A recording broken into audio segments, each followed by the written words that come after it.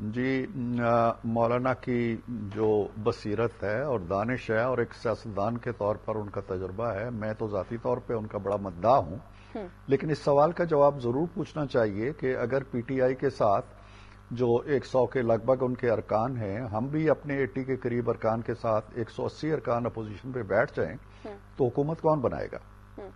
کوئی نہیں بنا سکتا۔ حکومت جب نہیں بنے گی تو اسمبلی کہاں جائے گی؟ اسمبلی ٹوٹ جائے گی۔ اسمبلی ٹوٹ جائے گی تو کیا فوری طور پہ الیکشن ہو جائیں گے؟ کوئی نہیں کہہ سکتا۔ لہذا ایک ایسی بات کہہ دینا یا ایک ایسا دعویٰ کر دینا جو بالکل ہی نظام کو تلپٹ کر کے رکھ دے، یہ پاسبل نہیں ہے۔ ہم دونوں میں سے، پیپلز پارٹی میں سے اور پی ایم ایل این میں سے، اگر کوئی ایک جماعت بھی اپوزیشن میں بیٹھ جاتی ہے پی ٹی آئی ارکان کے ساتھ، حکومت نہیں بنے گی۔ کوئی جماعت حکومت بنانے کی پوزیشن، اب ترجیح کیا ہے؟ ترجیح یہ ہے کہ یا تو اپنی انا بچاؤ، اپنی ساکھ بچاؤ، اپنا نام بچاؤ، اپنی سیاست بچاؤ، اپنا ووٹ بینک بچاؤ۔ دوسرا یہ ہے کہ اس اسمبلی کو فی الحال بچاؤ، باقی چیزیں بعد میں ہوتی رہیں گی۔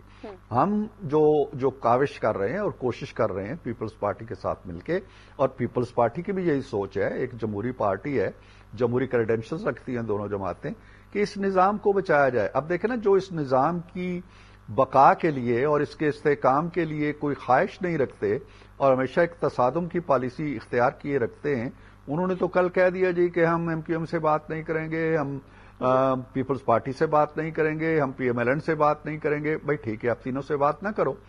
ہم نے کہہ دیا جی کہ آپ حکومت بناؤ، اس بھی پوزیشن میں نہیں ہے آپ۔ حکومت ہم جب بنائیں گے کہ 80 بندے جو نون کے جیتے ہوئے ہیں وہ ڈی نوٹیفائی کرو، ان سب کی جگہ ہمیں نوٹیفائی کرو کہ ہم جیتے تھے، پھر ہم حکومت بنائیں گے۔